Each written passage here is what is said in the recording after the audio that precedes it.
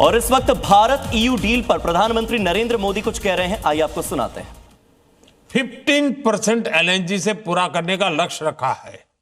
इसलिए हमें एलएनजी के पूरे वैल्यू चेन पर काम करने की आवश्यकता है। आज भारत ट्रांसपोर्टेशन पर भी बहुत बड़े स्तर पर काम कर रहा है। एलएनजी ट्रांसपोर्टेशन के लिए जिन वेसल्स की जरूरत है, हम उन्हें भारत में ही बनाने पर काम कर रहे हैं। हाल में ही भारत में शिप बिल्डिंग के लिए 70,000 करोड़ रुपए का प्रोग्राम शुरू किया गया है। साथ ही एलएनजी के लिए देश के पोर्ट्स पर टर्मिनल के निर्माण में भी निवेश की अनेक संभावनाएं हैं। रीगैसिफिकेशन से जुड़े प्रोजेक्ट्स में भी आपके लिए इन्वेस्ट करने की बड़ी संभावनाएं बन रही है। साथियों, एलएनजी के ट्रांसपोर्टेशन के लिए भारत में बहुत बड़ी पाइपलाइन की भी अब जरूरत है। बीते सालों में इस पर हमने बहुत निवेश किया है, लेकिन अभी भी बहुत बड़े पैमाने पर इन्वेस्टमेंट के लिए संभावनाएं हैं। आज भारत के कई शहरों में सिटी गैस डिस्ट्रीब्यूशन का नेटवर्क पहुंच चुका है और हम तेजी से अन्य शहरों में भी इससे जोड़ रहे हैं। सिटी गैस डिस्ट्रीब्यूशन भी आपके निवेश के लिए बहुत ही आकर्षक क्षेत्र है। साथियों, भारत की इतनी बड़ी जनसंख्या है, हमारी इकोनॉमी लगातार बढ़ रही है।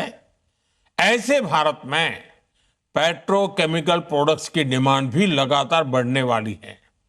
इसलिए हमें बहुत बड़े एनर्जी इंफ्रास्ट्रक्चर की आवश्यकता होगी और इसमें भी आपका इन्वेस्टमेंट आपको बहुत ग्रोथ देगा।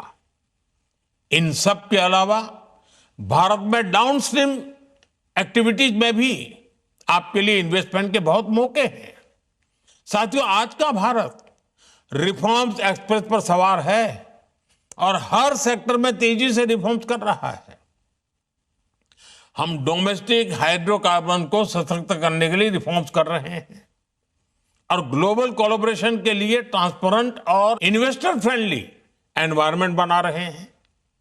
भारत अब एनर्जी सिक्योरिटी से आगे बढ़कर एनर्जी इंडिपेंडेंस के मिशन पर काम कर रहा है। भारत एक ऐसा एनर्जी सेक्टर इकोसिस्टम डेवलप कर रहा है जो भारत की लोकल डिमांड को पूरा कर सके और एफोर्डेबल रिफाइनिंग और ट्रांसपोर्टेशन सॉल्यूशन से दुनिया के लिए एक्सपोर्ट भी बहुत ही कॉम्पिटिटिव हो। साथियों, हमारा एनर्जी सेक्टर हमारी एस्पिरेशंस के केंद्र में है। इसमें $500 बिलियन की इन्वेस्टमेंट अपॉर्चुनिटीज है।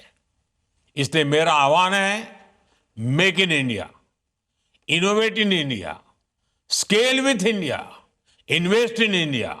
इसी आग्रह के साथ मैं आप सभी को इंडिया एनर्जी वीक की अनेक अनेक शुभकामनाएं देता हूं। बहुत बहुत धन्यवाद।